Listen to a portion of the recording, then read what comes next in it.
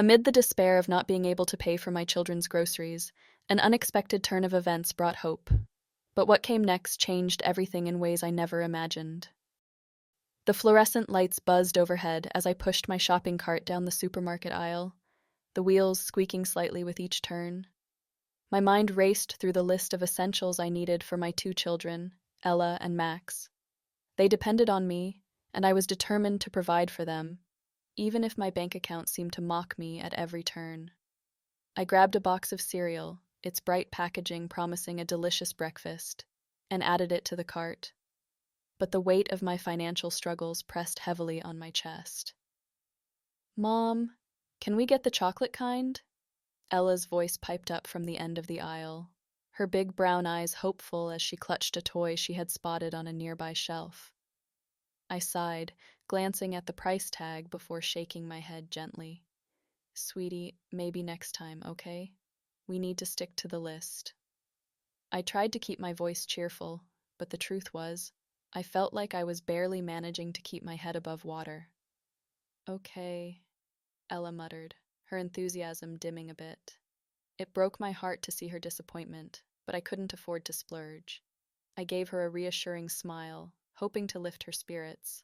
As I continued down the aisle, I mentally calculated the prices of everything I had picked up. Milk, bread, a few fruits, and some frozen meals for quick dinners. Each item felt like a small victory, yet, with every passing second, the reality of my dwindling funds loomed larger. Finally, I approached the checkout line, my cart filled to the brim with necessities. I could already feel a knot tightening in my stomach. I placed my items on the conveyor belt and forced myself to breathe. "Just keep it together," I whispered under my breath, but my heart raced as I watched the cashier scan each item.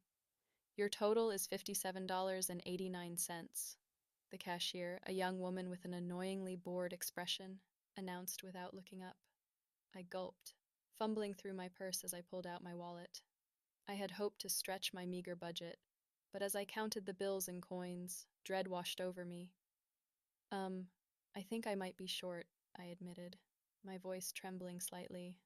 "Let me just check." I dug deeper into my purse, hoping to find a forgotten, crumpled bill or some change at the bottom. The cashier rolled her eyes, clearly irritated by the delay. "You're kidding, right? How do you not know how much money you have? You really thought you could just come here and load up on groceries without checking your funds first? That's kind of a fraud, don't you think?" Her words stung. I could feel the heat rising to my cheeks as I sensed the judgment of the people waiting in line behind me. They were silent, but their uncomfortable glances felt like daggers. I wanted to disappear, to melt away into the tiled floor.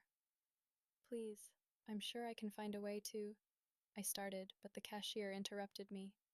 "Yeah, sure. Good luck with that. What are you going to do? Put some back?" She smirked, her tone dripping with disdain. I I just need a moment," I stammered, my fingers trembling as I rifled through the last remnants of my purse. I felt like a failure, a bad mother who couldn't even afford to feed her kids. Suddenly, an elderly man stepped forward from the line, his kind eyes softening the harsh atmosphere. "Excuse me, young lady," he said, addressing the cashier. "That's quite enough. This woman is doing her best, and there's no reason to belittle her." I looked up, startled by his intervention. "But I began, but he turned to me with a reassuring smile. "Let me help. I'll cover the difference." My breath caught in my throat. Relief washed over me, but embarrassment lingered.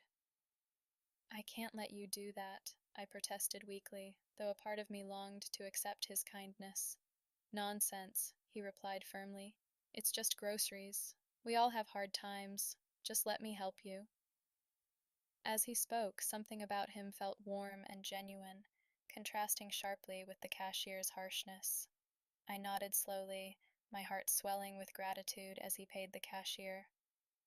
"Thank you," I whispered, my voice breaking as I took the bags he handed me. I felt the weight of the world lift off my shoulders, even if just for a moment. "Just remember, there's always a way through the tough times," he said, his voice steady and reassuring. I looked into his eyes, searching for answers to the chaos in my life, and in that brief exchange I felt a glimmer of hope. As I stood there, my heart pounding in my chest, I could feel the stares of everyone around me.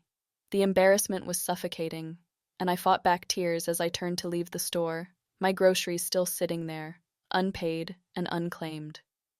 Just as I reached the automatic doors, I heard a voice behind me. "Wait, ma'am, please don't go." I turned to see an elderly man with kind eyes and a gentle smile approaching me. He was dressed simply but with an air of dignity. "I'd like to help you pay for your groceries." I blinked, stunned by his words. "You don't have to do that," I stammered, feeling a mix of gratitude and embarrassment. "I can figure it out." "No, really," he insisted, stepping closer. "It's not right for anyone to be treated that way, especially not in a place like this. What's your name?" "Sarah," I whispered, still caught off guard. "Sarah, I'm John. It's a pleasure to meet you." He reached into his pocket and pulled out some cash, handing it to the cashier, who looked at him wide-eyed. "Please, let's settle this." Lindsay, the cashier who had mocked me moments before, stood there in shock. The other customers stared, some with expressions of discomfort as they realized what had just transpired.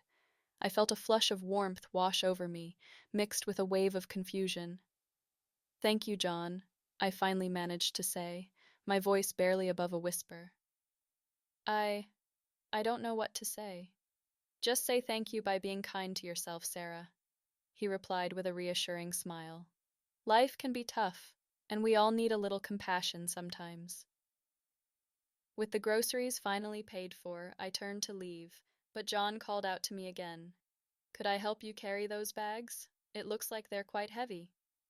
I hesitated for a moment but then nodded, grateful for the support.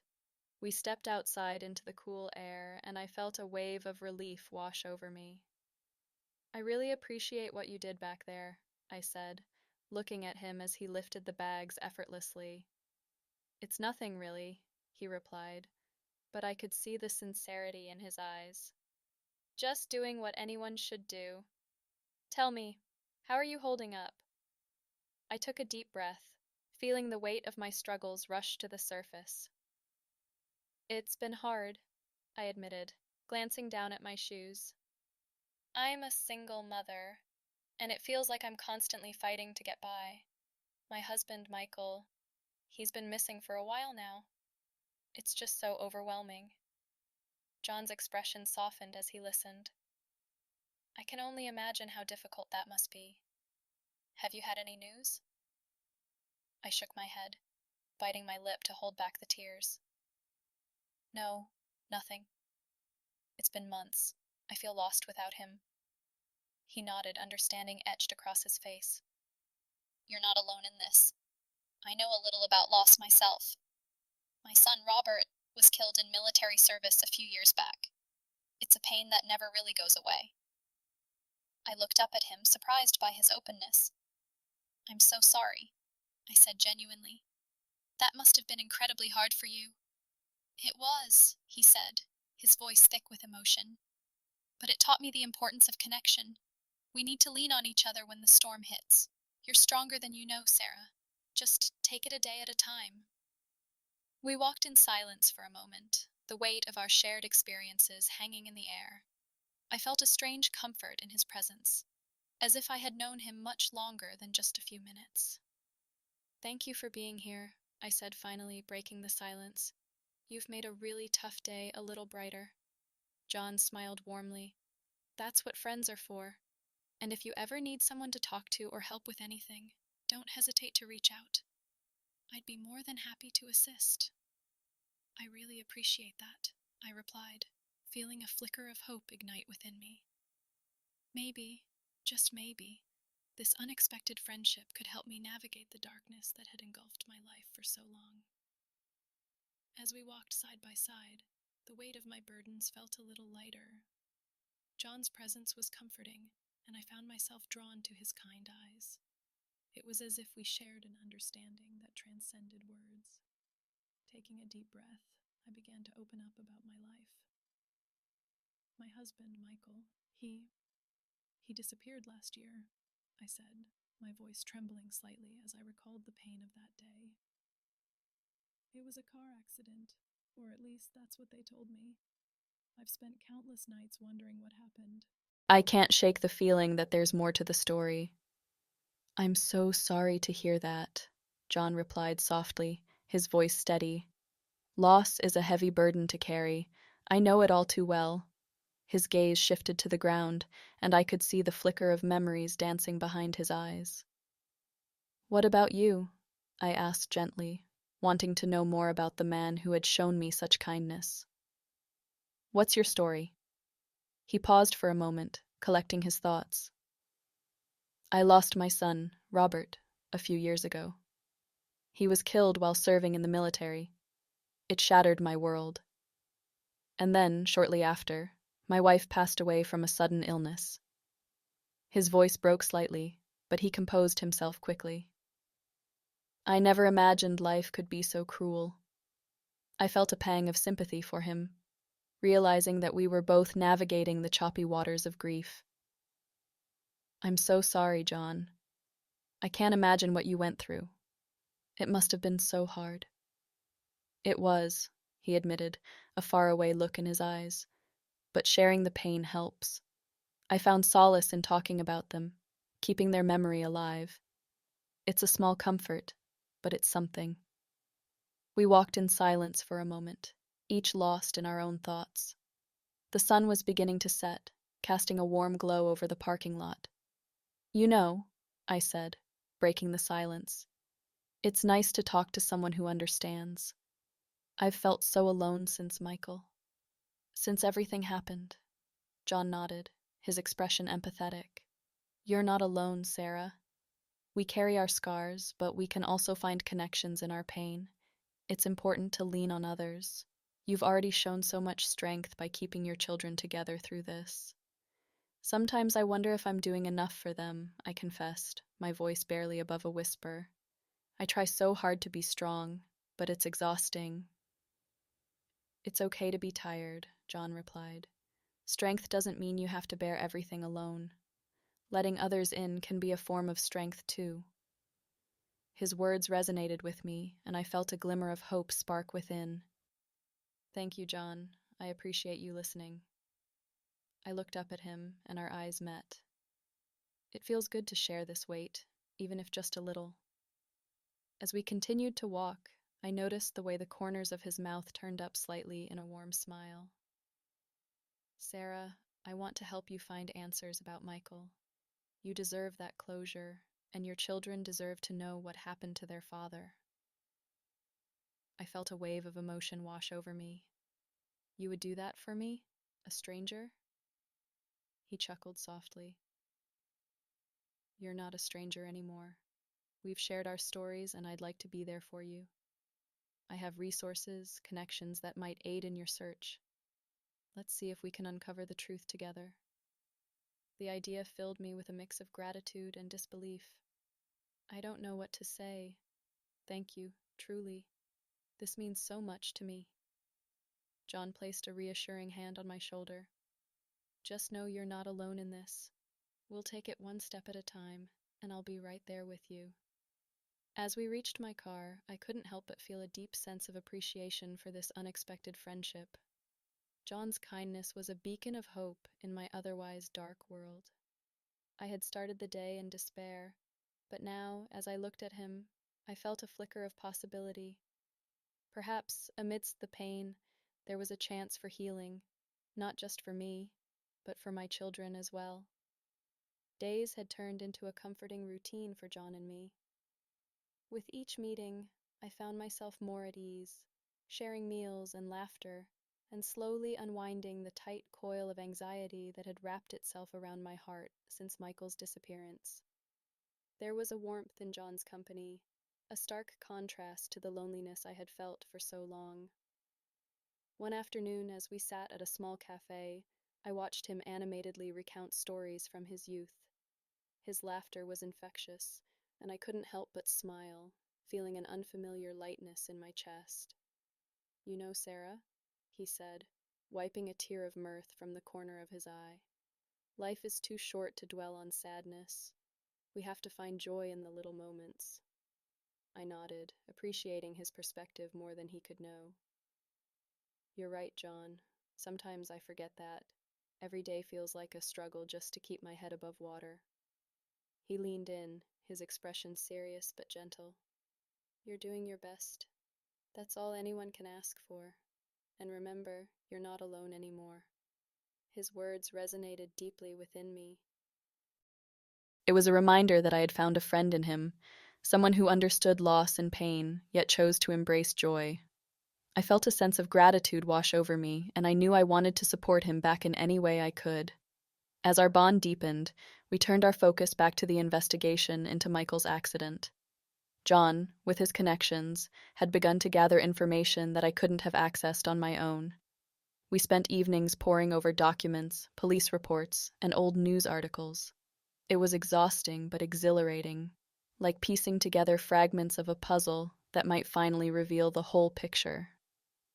One evening, as we sprawled across my kitchen table, I noticed John's furrowed brow as he scanned through a particularly old article. Do you think, he began, pausing to choose his words carefully. Do you think there's any chance he might have been involved in something dangerous? The question hung in the air, heavy with implications. I shook my head slowly. I don't know. Michael was always so careful. He wouldn't have put himself, or me and the kids, in jeopardy. My voice trembled slightly, the fear of uncertainty clawing at my insides. John reached across the table, placing a comforting hand over mine. Whatever the truth is, we'll get to the bottom of it together. You have my word. His sincerity wrapped around me like a warm blanket. It was moments like these that solidified my trust in him. I knew I could rely on him not only to help me discover what had happened to Michael, but also to navigate the tumultuous waters of my own heart. As the days passed, I felt a shift within me, a realization that I was beginning to heal. The shadows that had loomed over my life were gradually receding, thanks to John's friendship and unwavering support. Yet, amidst this newfound hope, there was still an undercurrent of anxiety, a fear of what we might uncover. One late afternoon, while we sifted through more documents, I stumbled upon a lead that made my heart race. There, buried in the details, was a mention of a witness who had seen something significant the night of the accident. My breath caught in my throat. John, I exclaimed, my hands trembling as I pointed to the paper. Look at this. He leaned closer, squinting at the faded print. What does it say? A witness.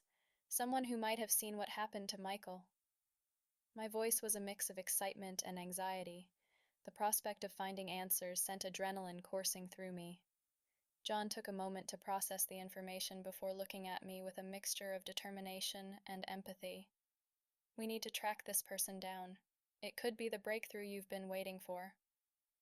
I nodded, a flurry of emotions swirling within me. What if this witness could provide the answers I had longed for? What if they could bring clarity to the chaos that had consumed my life since that fateful night? Are you ready for this? John asked, his eyes searching mine for reassurance. I took a deep breath, feeling both anxious and hopeful. I think I am. With you by my side, I feel like I can face anything. John smiled, a genuine warmth radiating from him. Then let's do this together. We'll find the truth, Sarah. I promise you. As we prepared for this next step, I realized that I was not just chasing answers about Michael anymore. I was also building a future, one that included John and the possibility of healing. The journey ahead was uncertain, but for the first time in a long while, I felt a spark of hope illuminating the path before me. The sun hung low in the sky as John and I drove toward the nearby town where Mrs. Thompson lived. I could feel a mix of hope and fear swirling in my stomach like a storm. What if she didn't remember anything? What if the memories were too painful? I glanced at John, who was focused on the road, his expression calm and reassuring. Are you ready for this? He asked, breaking the silence. I took a deep breath, trying to steady my racing heart. I don't know, John. What if, what if she doesn't have anything useful to say? He turned to me, his kind eyes filled with understanding. Then at least you'll have tried. Sometimes just knowing that someone cared enough to look can make a difference. I nodded, appreciating his unwavering support. Thank you for being here. I don't think I could do this alone. The drive felt longer than it was, the weight of my thoughts pressing down on me. I thought about Michael and all the questions that had haunted me since that dreadful night. Had he suffered?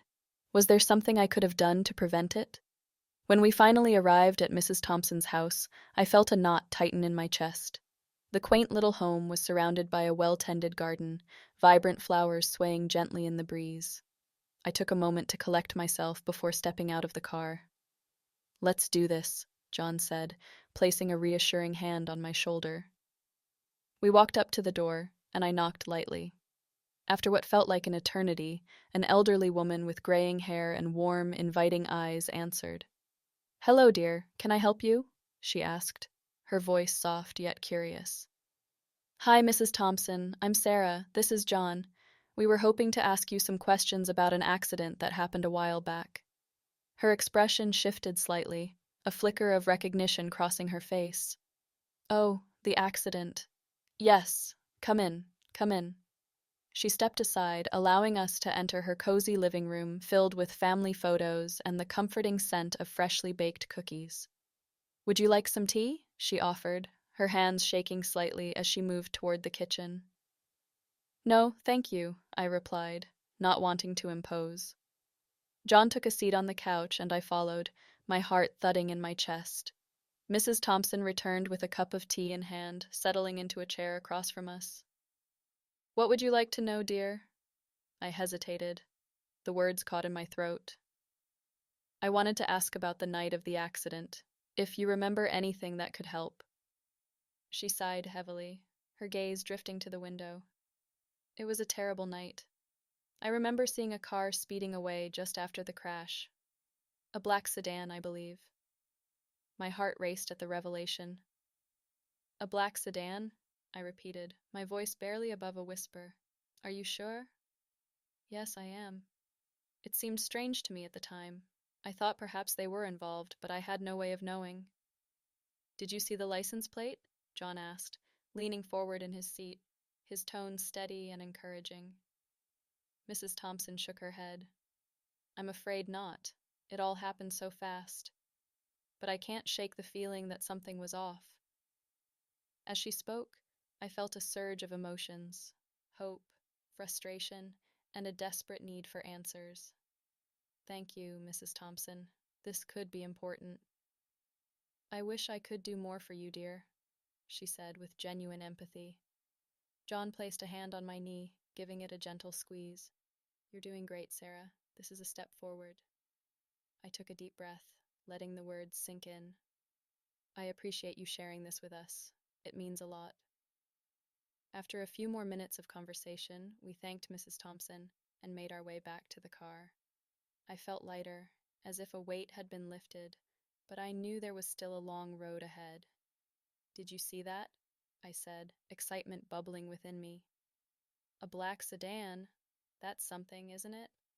"Yes, it is," John replied, a smile creeping onto his face. "We're making progress, Sarah. This is just the beginning." As we drove away, I glanced at John, feeling a warmth spread through me. He had become more than just a friend. He was becoming a pillar of support in my life. I could see a future where my children and I could find solace and perhaps a sense of closure. "Thank you for believing in me," I said, my voice steady, "for believing that we can find the truth." John turned to me, his eyes filled with sincerity. "You're stronger than you realize, Sarah, and I'll be here every step of the way." In that moment, I understood that I wasn't alone anymore. Together, we would navigate this journey of uncertainty and perhaps, just perhaps, find the answers I had been searching for all along. The phone rang, breaking the comfortable silence that had settled between John and me as we reviewed the notes from our last meeting with Mrs. Thompson. My heart raced when I saw the police department's number flash on my screen. "It's them," I whispered, unable to contain my anxiety. John looked up from his notebook, his expression shifting from curiosity to concern. Answer it, he urged gently, leaning forward. I took a deep breath, my hands trembling slightly as I pressed the answer button. Hello? I said, my voice barely above a whisper. Miss Carter? This is Officer Daniels. We have some new information regarding your husband's case. Can you come to the station? His voice was professional, but laced with an undercurrent of empathy that made my stomach churn.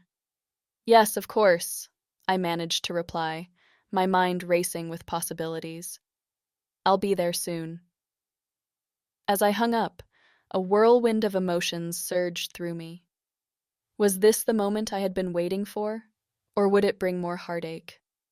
I turned to John, who was already standing, his eyes wide with anticipation. What did they say? He asked, his voice steady despite the tension in the air. They want me to come to the station. They have new evidence, I said, trying to keep my tone neutral, but the tremor in my voice betrayed me. Let's go, John said, his tone resolute. He grabbed his jacket and motioned for me to lead the way. As we walked to my car, I couldn't shake the feeling of dread that clung to me. What if the news was bad? What if Michael was... I couldn't even finish that thought. Once in the car, I focused on the road, the familiar route to the police station feeling different today, charged with hope and fear. John sat in the passenger seat, his presence a calming force. I could sense his concern, but he remained quiet, allowing me to gather my thoughts. When we arrived, the station was bustling with activity. Officers moved purposefully through the building, their faces serious. A few minutes later, Officer Daniels led us to a small conference room. Thank you for coming, he said, gesturing for us to sit. I know this is difficult, but we have some important information. I held my breath as he sat down across from us, his expression softening. We believe your husband, Michael, is alive, he began, and my heart stopped for a moment. He's been in a witness protection program. What? I gasped, my mind struggling to comprehend his words. Why? What happened? We can't disclose all the details, but he was inadvertently involved in a case that put his life at risk. To protect him, we had to relocate him, and he's been in hiding. He has been trying to reach out to you without compromising his safety. Tears welled in my eyes, a mix of relief and confusion. Is he okay? He's safe, Miss Carter. We can arrange a meeting if you'd like, but it has to be done carefully. He's been waiting for the right time to reconnect. I looked at John, who was watching me with a mixture of support and joy. Yes, I said, my voice trembling with emotion. I want to see him. After what felt like an eternity of discussing logistics, I left the station with John, my heart lighter. I can't believe it. He's alive, John. All this time. My voice trailed off as I processed the whirlwind of emotions. I told you to hold on to hope, John said softly, a warm smile spreading across his face. You've shown incredible strength, Sarah. As we walked to my car, I couldn't contain the joy bubbling inside me. I turned to John, my voice filled with gratitude. I wouldn't have gotten this far without you. You believed in me when I didn't believe in myself. It was easy to believe in you, he said, his tone sincere. You're stronger than you realize. We reached my car, and I paused, looking at John. I know this is just the beginning, but thank you for being there through all of this. You've become like family to me. Family is what we make of it, he replied, his eyes twinkling. We shared a moment of understanding, the bond between us solidified by shared grief and newfound hope. As I drove away from the station, I felt a sense of possibility blooming in my heart. I had a chance to reunite with Michael, and with John by my side, I knew I wasn't alone in this journey.